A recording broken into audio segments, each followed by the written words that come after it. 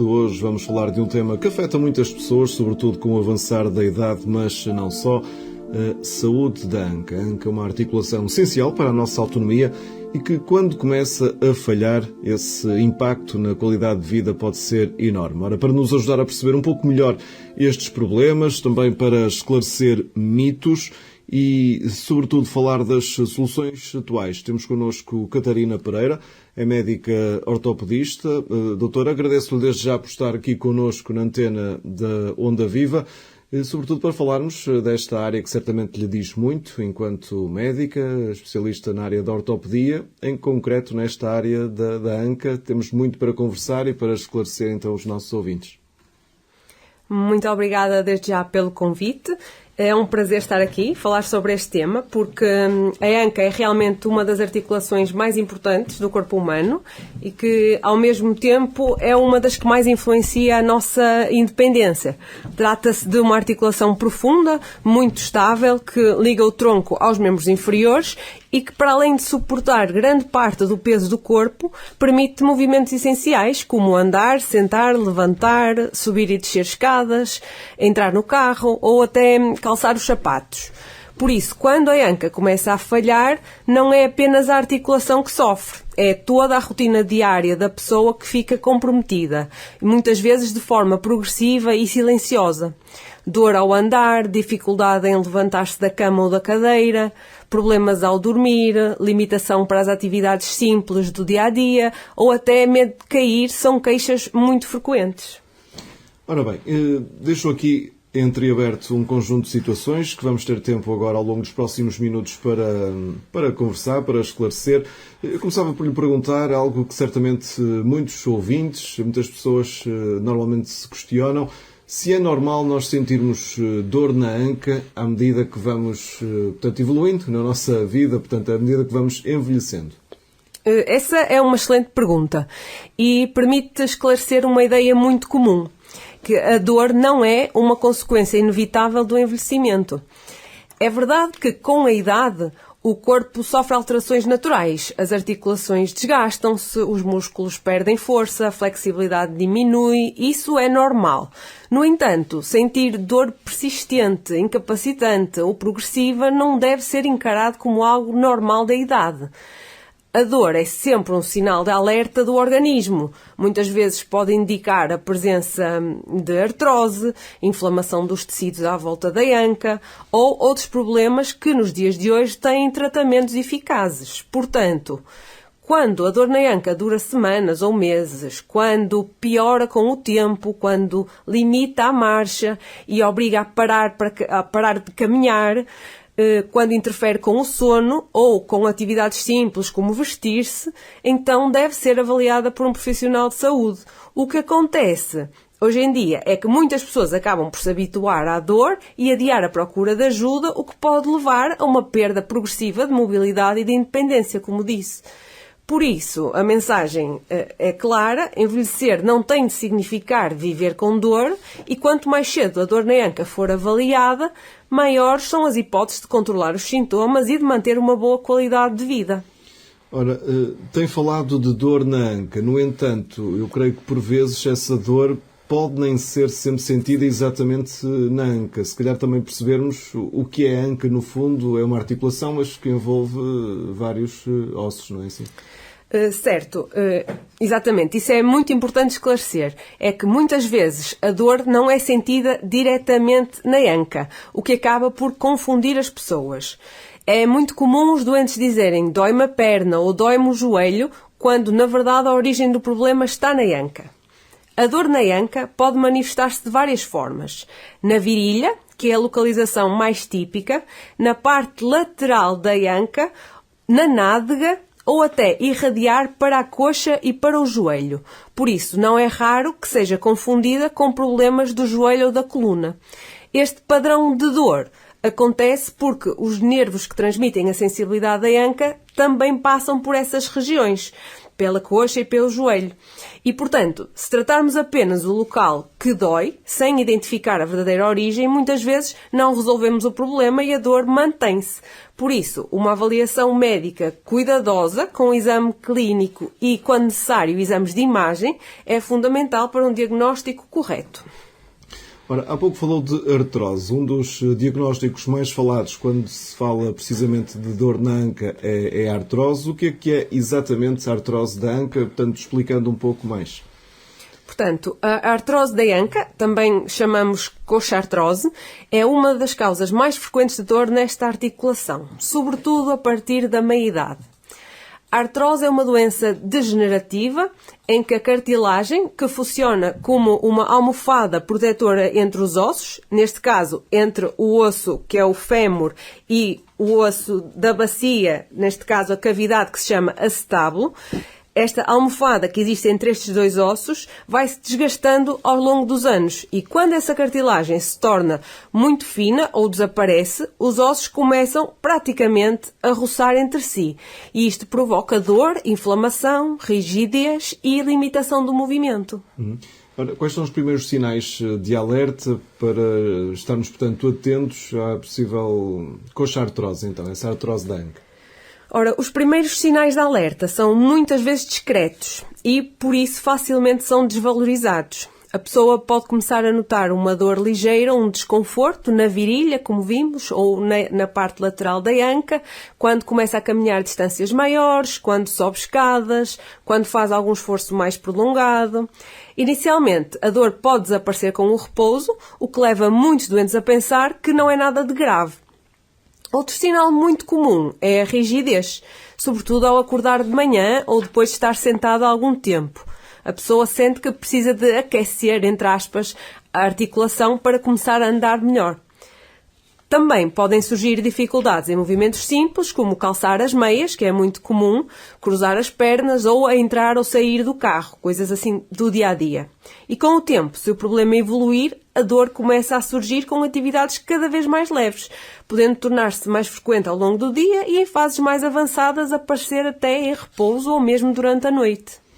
Portanto, aos ouvintes que nos vão acompanhando, se sentir algum destes problemas, se calhar é melhor pensar em consultar um ortopedista, portanto, pedir ajuda médica, são sinais de alerta que podem ou não ser, então, essa artrose da anca. Mas a boa notícia, ou julgo que poderá ser uma boa notícia, é que a artrose pode ter uma espécie de cura, ou pelo menos de tratamento. Tem cura, doutora? Podemos falar em cura ou não, ou nem por isso? Ora bem, a artrose, no sentido de fazer a articulação voltar ao estado original, não tem cura. E é importante ser honesto em relação a isso. A cartilagem que se desgasta ao longo dos anos não volta a regenerar-se completamente. No entanto, e isto é fundamental, a artrose tem tratamento. E hoje temos cada vez mais opções eficazes para controlar a dor, melhorar a mobilidade e manter a qualidade de vida. Em fases mais iniciais e até intermédias, medidas como o exercício físico adequado, fisioterapia, o controle do peso, que é essencial, e até medicação bem orientada, conseguem aliviar bastante os sintomas e até atrasar a progressão da doença. Mesmo em fases avançadas, existem soluções que permitem à pessoa voltar a viver sem dor significativa. Portanto, embora não possamos curar a artrose, conseguimos tratar muito bem a doença. O objetivo é que a pessoa continue ativa, autónoma e com o mínimo de dor possível. E isso atualmente é perfeitamente alcançável na grande maioria dos casos. Ora, falou aí da importância da pessoa ou ter esse objetivo de continuar, portanto, ativa, portanto, ter a sua capacidade normal, digamos assim, na articulação. Mas muitas pessoas acabam por ter medo de mexer na anca quando têm dor. O exercício faz bem ou faz mal, afinal? Só para esclarecer, falamos no início desta conversa que íamos esclarecer aqui alguns mitos, algumas ideias. O exercício é bom para a anca? O exercício faz bem e faz mesmo muita diferença. Hoje sabemos de forma clara que o movimento protege a articulação. O repouso prolongado só piora a rigidez até. Piora também a perda muscular e a dor. Portanto, o tratamento começa por medidas simples, mas fundamentais, como a educação do doente, para perceber a doença e o que pode esperar, controlar o peso, porque mesmo com o movimento, cada quilo a mais aumenta a carga sobre a anca, E sabe-se que mesmo pequenas perdas de peso podem também reduzir significativamente a dor. O exercício físico, portanto, se for adequado, não só fortalece os músculos que estabilizam a anca, mas consegue melhorar o equilíbrio, a coordenação e até reduzir o risco de quedas. Ok, portanto percebemos então que a perda de peso é importante, mas sobretudo a prática de exercícios. Existe algum tipo de exercícios que seja assim mais recomendado, mais acessível para o cidadão comum? Sim, geralmente recomendamos atividades como caminhar regularmente, a prática de hidroginástica ou bicicleta estática e exercícios orientados por fisioterapeutas. O que deve ser evitado são impactos repetidos, movimentos bruscos, saltos ou esforços excessivos sem preparação. Cada caso, obviamente, deve ser individualizado, não só pela idade dos doentes, pela mobilidade prévia deles e pelo gosto de cada um, porque é importante que eles gostem do que estão a fazer. Quando estas medidas não são suficientes, podem ser utilizados medicamentos para o controle da dor e da inflamação, mas sempre com orientação médica.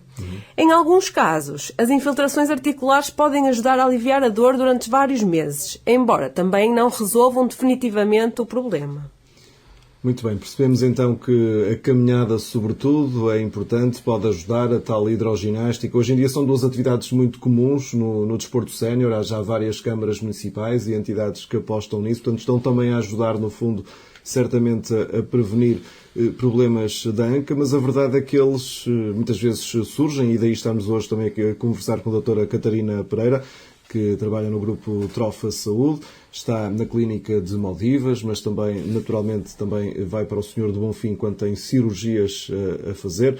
Ora, falemos da prótese da anca, abordemos também essa questão que já aqui há pouco deixou um pouco vincada. Quando é que se começa, de facto, a falar na necessidade de ter uma prótese da anca? E porquê é que esta cirurgia ainda provoca, normalmente, qualquer cirurgia acaba por provocar medo, receio, mas esta em concreto, porque é que ainda assusta algumas pessoas? É verdade, existe ainda muito receio e muitos mitos associados à prótese da anca, sobretudo porque muitas pessoas conhecem histórias antigas ou relatos de experiências menos positivas de há muitos anos. Desde então a medicina evoluiu muito e felizmente esta cirurgia também evoluiu imenso. Como qualquer cirurgia, a colocação de uma prótese da anca tem riscos, obviamente, e isso deve ser sempre falado de forma transparente. É fundamental que o doente saiba exatamente o que esperar antes da operação, durante o internamento e no pós-operatório. Acho que uma boa informação reduz a ansiedade e ajuda muito na recuperação. Mas é igualmente importante dizer que, hoje em dia, a prótese da anca é uma das cirurgias ortopédicas com melhores resultados em todo o mundo. Está amplamente estudada, é realizada há décadas, com técnicas cada vez mais seguras e previsíveis e apresenta taxas de sucesso e de satisfação muitíssimo elevadas. E quando é que pode surgir a necessidade dessa colocação, portanto, da prótese na anca? Há pessoas que podem pensar que é só para quando já estamos com uma idade mais avançada, para idosos, ou em último recurso, ou pode, por qualquer motivo, ser mais cedo, mais precoce essa necessidade? Ora, esse é um dos maiores mitos. A decisão de colocar uma prótese na anca não depende da idade, depende sim da qualidade de vida. Temos doentes com 50 ou 60 anos, ainda ativos profissionalmente, mas que já não conseguem trabalhar ou dormir devido à dor, ou até mais novos. Mas também temos pessoas mais velhas que se mantêm funcionais e que não precisam de cirurgia. Portanto, o fator decisivo é perceber se a dor é constante, se interfere com o sono, se limita a atividades básicas como andar, sair de casa, fazer compras ou cuidar de si próprio e quando os tratamentos conservadores, como a medicação, fisioterapia, eventualmente as infiltrações, quando estes tratamentos já não são eficazes. Daí a expressão último recurso. Então, quando estes fatores se juntam, a prótese da anca passa a ser uma solução que devolve autonomia e bem-estar, independentemente da idade. Muito bem, então é uma situação que pode surgir, falou aí precisamente a partir dos 50, 60 anos, pode até ser mais cedo, pessoas ativas então, mas normalmente já para pessoas com mais idade.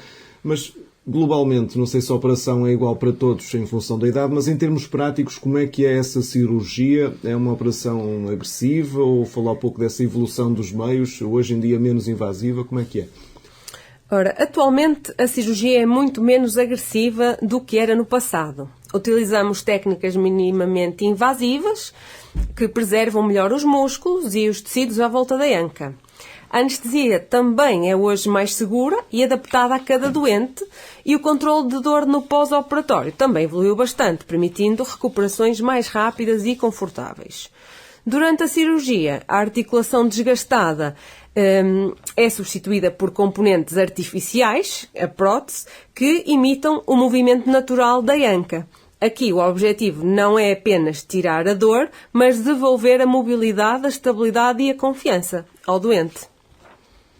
E uma das preocupações também que as pessoas podem ter é a recuperação, portanto, quando é que poderão estar novamente de volta, seja ao ativo, seja a poder andar, poder caminhar? Como é que é na realidade esse processo pós-operatório, como é que eu poderia descrever? Se calhar cada caso poderá ser um caso também, não é? Essa é sem dúvida uma das maiores ansiedades dos doentes e muitas vezes a recuperação é mais simples do que imaginam.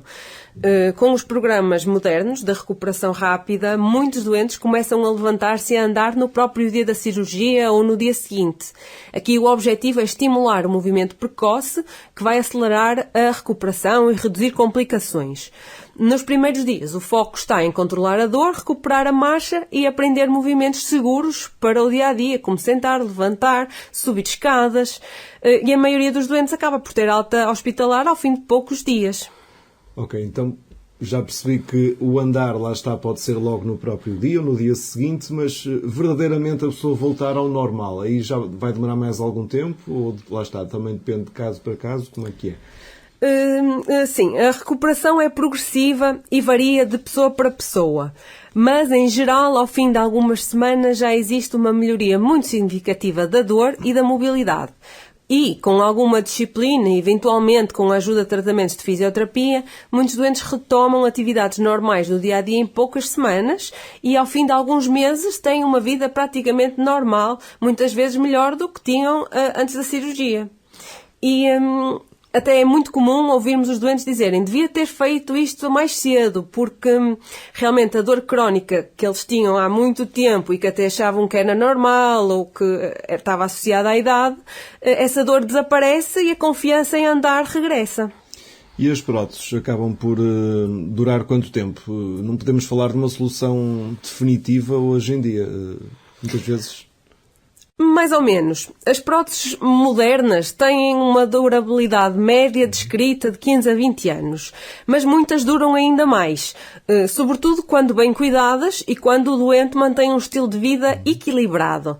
Mesmo em pessoas mais jovens, os materiais que se usam atualmente permitem resultados muito duradouros e, mesmo se for necessário no futuro, existem já soluções para rever a prótese com o mínimo de dano.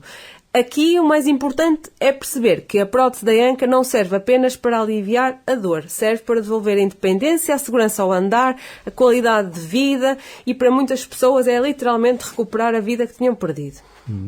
Muito bem, portanto, para as pessoas perceberem então essa eventualidade da necessidade de uma prótese na anca, nada melhor de procurar ajuda médica, portanto, por exemplo, a doutora Catarina Pereira, especializada nesta área da saúde da anca, estará com consultas no Grupo Trofa, portanto ali na Clínica Nova que abriu em outubro em Maldivas, para esclarecer, para atender, para ver essa necessidade ou não de se chegar a esse ponto, a esse tratamento, última opção, não é? Portanto, a operação, a cirurgia, mas também há casos em que, por vezes, é preciso intervir por causa de quedas, portanto, não de uma dor em si, mas uma dor permanente, contínua, mas uma dor que surge porque a pessoa caiu, teve uma fratura, ou então até por osteoporose. Vamos falar sobre essa temática também. As quedas em concreto e as fraturas da anca acabam por ser um grande problema nos idosos. É a ideia que nós temos. O porquê, doutora Catarina Pereira? Ora bem, outro tema essencial realmente quando falamos da anca, principalmente na população idosa, são as quedas e as fraturas da anca. Estas fraturas da anca são uma das complicações mais graves do envelhecimento. porque elas frequentemente levam à perda de autonomia e a longos períodos de recuperação. Inclusive, estão associadas a elevadas taxas de mortalidade a curto e médio prazo. São fraturas que estão muito associadas à osteoporose, como disse, que é uma doença em que os ossos se tornam mais frágeis e que é muito frequente nesta população idosa. Estando mais frágeis, partem mais facilmente, mesmo com pequenas quedas. E, portanto, tendo em conta a gravidade destas fraturas e a elevada frequência nesta população, a prevenção das quedas é fundamental. Pequenas adaptações em casa fazem uma enorme diferença. Retirar tapetes, melhorar a iluminação, instalar corrimões, usar calçado fechado, não andar de chinelos, usar calçado antiderrapante de preferência. E, para além disso, também, como já referi, a atividade física regular melhora o equilíbrio e reduz o risco de quedas. Portanto, se uma pessoa idosa cair, mesmo que ache que não foi nada, deve procurar a avaliação médica se tiver uma dor persistente ou dificuldade em andar. Até porque algumas fraturas não causam dor intensa imediata, mas podem agravar-se se não forem diagnosticadas a tempo. Muito bem, portanto, quedas e fraturas importante acompanhar, sendo que aqui estamos a falar com uma especialista na anca, mas uma queda, uma fratura no idoso pode abalar qualquer articulação, portanto é sempre bom estar atento e, como foi referido, procurar então uma ajuda médica, se for preciso, para diagnosticar qualquer eventual lesão para prevenir que ela se agrave. No caso concreto da anca, que temos aqui estado a conversar com a doutora Catarina Pereira, há também aqui uma importante área que temos de abordar, que é, e já foi falando aqui em alguns tópicos, a dor à noite, portanto ao dormir, durante o sono, a dor noturna.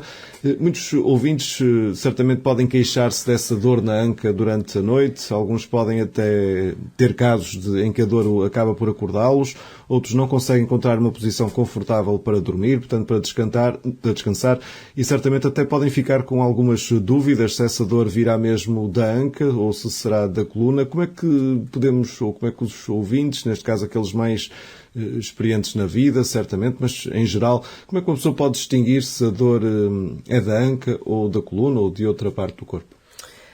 A dor noturna é de facto uma das mais angustiantes para quem sofre destes problemas, porque afeta diretamente o nosso descanso e a qualidade do sono. E existem várias causas possíveis para a dor noturna na região da anca e é importante perceber que nem sempre a origem é a mesma. Quando a dor está relacionada com a anca, pode dever-se à artrose, a uma inflamação da articulação ou dos tecidos à volta da anca, como os tendões ou bolsas sinoviais, e nestes casos a pessoa refere-se muitas vezes a uma dor profunda, mal localizada, que piora ao deitar-se de lado sobre a anca afetada ou ao mudar de posição na cama. É comum dizerem mal me deito, começo a sentir dor, ou acordo sempre que me viro. E, portanto, dormir de lado não é proibido, mas convém fazê-lo corretamente. Colocar uma almofada entre os joelhos ajuda a manter a anca alinhada, reduz a tensão na articulação e diminui a pressão sobre os tecidos. Para algumas pessoas, dormir de costas com uma pequena almofada por baixo dos joelhos também pode aliviar bastante o desconforto. E quando a dor vem da coluna, como é que se manifesta? Quando a origem da dor é a coluna lombar, a dor costuma ter características um bocadinho diferentes. É mais frequente a dor que irradia ao longo da perna, podendo ir até ao joelho, à perna ou ao pé. Muitas vezes é acompanhada de formigueiros, dormência ou uma sensação de choque elétrico. Este tipo de dor pode agravar-se em determinadas posições, como ao estar deitado de costas ou ao permanecer muito tempo na mesma posição. Uma pista importante é esta. Se a dor limita diretamente o movimento da anca, como levantar a perna, rodar a perna, calçar o sapato, a origem é mais provável na anca. Se a dor desce pela perna e vem acompanhada de alterações da sensibilidade, é mais sugestiva de coluna. No entanto, é muito, mas mesmo muito comum que problemas da anca e da coluna coexistam, especialmente em pessoas mais velhas. Por isso, muitas vezes não é uma questão de ou é anca ou é coluna, mas sim de perceber qual é a principal responsável pelos sintomas. E é exatamente por isso que uma avaliação médica cuidadosa é tão importante para evitar tratamentos inadequados e prolongar o sofrimento. E para quem vive diariamente com dores na anca, que conselhos práticos podem realmente fazer a diferença no nosso dia-a-dia? Ora, estes conselhos fazem realmente muita diferença e são estratégias simples, muitas vezes esquecidas. Começamos pelas cadeiras e sofás. Usar cadeiras mais altas, com apoio de braços, facilita muito o sentar e o levantar. Sofás muito baixos obrigam a um esforço enorme da anca e devem ser evitados sempre que possível. Nas escadas, o ideal é subir 1 degrau de cada vez, apoiando primeiro a perna mais forte e descer começando pela perna mais afetada, usando sempre o corrimão.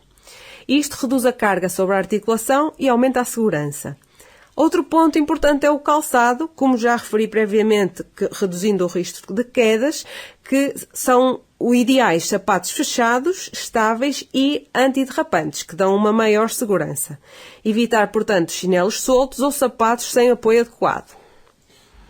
E, por exemplo, o uso da bengala. Ainda existe algum preconceito em relação a esse uso? Ele é benéfico? É prejudicial? Qual é a opinião que tem? Esse é um preconceito que devemos combater. A bengala não é sinal de fraqueza nem significa desistir. Pelo contrário, é um sinal de inteligência e cuidado. Quando bem utilizada, do lado oposto à anca afetada, a bengala reduz significativamente a carga sobre a articulação, alivia a dor, melhora o equilíbrio e diminui também o risco de quedas. Muitas pessoas resistem durante meses ou anos e quando finalmente começam a usar bengala, dizem que se soubesse já tinha começado mais cedo. Portanto, estes pequenos ajustes do dia-a-dia, aliados a um acompanhamento médico, ao exercício adequado, podem permitir que a pessoa continue ativa, autónoma e com menos dor. Muito bem, doutora Catarina Pereira, temos conversado aqui muito sobre esta que é a sua área de trabalho, essa área de dedicação. Se pudesse resumir aquilo que fomos falando nestes últimos minutos, que mensagem global, como é que gostava de se dirigir a quem nos foi ouvindo estes conselhos, este esclarecimento de mitos também, e a quem necessitar, tiver uma dor na anca e que se calhar deve procurar ajuda? A mensagem principal é curta e é simples, mas é muito importante. Se sentir dor na anca, não é algo que deva ser ignorado nem aceito como normal, mesmo com o avançar da idade. Hoje dispomos de conhecimento científico sólido, tratamentos eficazes e soluções adaptadas a cada pessoa, desde medidas simples até tratamentos mais avançados ou cirurgias. E, portanto, quanto mais cedo se procurar ajuda médica, maiores são as hipóteses de controlar a dor, manter a autonomia e preservar a qualidade de vida.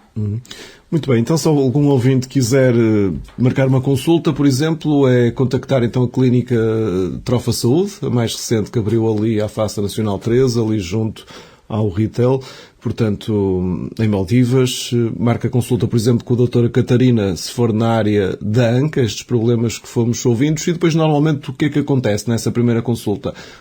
A pessoa fala consigo, é marcado algum exame para detectar como é que funciona uma primeira consulta? Certo. Na primeira consulta, o objetivo é eu conhecer um bocado o doente, conhecer quais são os seus problemas, as suas limitações no dia-a-dia, aquilo que o preocupa, e depois passarmos àquilo que lhe dói.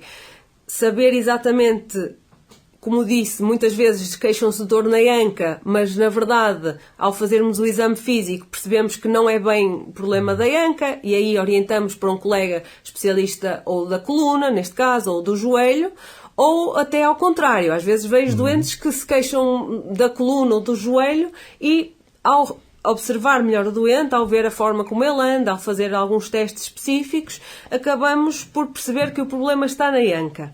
E, depois desta avaliação inicial, pedimos exames. Neste caso, não são feitos lá na clínica de Vila do Conde, são feitos no Hospital do Senhor do Bonfim. E depois reavaliamos numa nova consulta, já depois dos exames. Eventualmente, na primeira consulta, posso já prescrever alguma medicação que alivie sintomaticamente os doentes e depois, na próxima consulta, vemos se realmente ajudou, se melhorou, se não, e com base nos resultados dos exames, percebemos e fazemos o diagnóstico e orientamos o tratamento, que poderá ser numa fase inicial, e geralmente numa fase inicial é conservador, com medidas gerais como perda de peso, atividade física, medicação, eventualmente fisioterapia. Se depois nada disto funcionar, podemos passar para tratamentos mais invasivos e aqui dispomos de opções como as infiltrações ou, em última instância, a cirurgia, já em casos mais graves e com limitações importantes do dia-a-dia. Muito bem. Agora um pouco mais no âmbito pessoal, doutora Catarina Pereira, como é que desenvolveu este gosto? Primeiro pela saúde, pela medicina e depois o que é que a levou a seguir este ramo, a ortopedia, em especial este foco mais na área da anca? A medicina, eu acho que desde muito jovem me interessou perceber como é que as coisas funcionavam. E depois, na escola, nas aulas, eu achava fascinante como é que o corpo humano funcionava, como é que as coisas acabavam por funcionar todas direitinho e sempre me fascinou essa área. Então acabei por uma questão de curiosidade sobre o funcionamento do corpo humano e da biomecânica e tudo, eu fui para a medicina. Mas sempre me interessou muito essa parte da biomecânica, da física, do movimento, por isso eu sempre estive um bocadinho mais orientada para a parte da ortopedia. E durante a faculdade também foi a área que mais me atraiu. Muito por isso, mas também porque conseguimos tratar os doentes. Por exemplo, se um doente tem uma fratura, nós conseguimos corrigir isso. E não é aquela medicina mais médica de andarmos a controlar sintomas. Nós tratamos os sintomas. Eu gostei disso. Gostei de ver como os doentes conseguem ficar melhores e como nós os pusemos melhores. E foi isso que me levou a ir para a ortopedia. Portanto, um caminho precocemente traçado e concretizado, portanto, e depois a área da anca foi por acaso também, ou também desenvolveu um gosto por essa área por algum motivo? Porque a ortopedia é uma área muito vasta também, certo, não é? Certo, já tivemos aqui colegas seus em programas anteriores, uns vieram falar sobre o joelho, por exemplo, outros sobre o ombro, o cotovelo, portanto, articulações superiores, outras inferiores. A anca, curiosamente, está ali no meio e acaba certamente por ser bastante importante porque está a articular diferentes articulações, passa a expressão, não sei se é correto. Sim, a anca é uma articulação muito central e muito essencial para o dia-a-dia. Aquilo que eu mais gostei e que me fez seguir para a prótese da anca foi ver, ao longo do meu internato, que os doentes que eram operados à prótese da anca ficavam muito satisfeitos e muito agradecidos. E eu achei que isso era uma sensação que eu gostava de ver nos meus doentes. Portanto, devolver a qualidade de vida, aquilo que falou durante a intervenção há pouco. Porque realmente a cirurgia da prótese da anca tem tido muito bons resultados e eu consegui ver isso nas consultas durante o meu internato e foi isso que me fez dirigir para a área da anca. Além disso, é uma área que está em evolução nos últimos anos, com o desenvolvimento da artroscopia e, portanto, acaba por ser ainda uma área com muito para descobrir também. Portanto, sendo a doutora ainda relativamente jovem, portanto, já tem beneficiado dessa evolução mais recente, digamos assim. Sim. Não sei se quando começou a sua formação até agora, e vai fazendo certamente mais formações para evoluir, se mudou muito essa tal, por exemplo, os tratamentos, as cirurgias, a forma como se atua? Sim, no início do meu internato, no meu primeiro contacto com a ortopedia, a nível da cirurgia da anca, fazia-se muito menos determinados tratamentos, principalmente coisas menos invasivas, como a artroscopia, e agora, pouco a pouco, vai-se fazendo cada vez mais, e é um bocado nesse aspecto. Relativamente à prótese da anca, nota-se alguma evolução dos materiais recentemente, mas a cirurgia em si, a abordagem, está mais ou menos descrita já há alguns anos. Mas realmente a parte menos invasiva é que tem evoluído mais recentemente. Muito bem, está no Grupo Trofa Saúde há algum tempo, já agora mais especificamente colocado então na clínica de Vila de Condes, ali em Maldivas. As consultas têm algum dia específico, algum horário? As pessoas, o ideal é telefonar, quem quiser, e marcar ou agendar? Neste momento as minhas consultas são à quarta-feira, ao início da tarde, a partir da 1h30, até mais ou menos às 3h30, 4h. No entanto, se entretanto esta agenda encher, poderá ser prolongada, mas para já é este o meu horário. Ou noutros dias estão outros colegas de outras áreas e portanto estou lá às quartas-feiras ao início da tarde. Muito bem.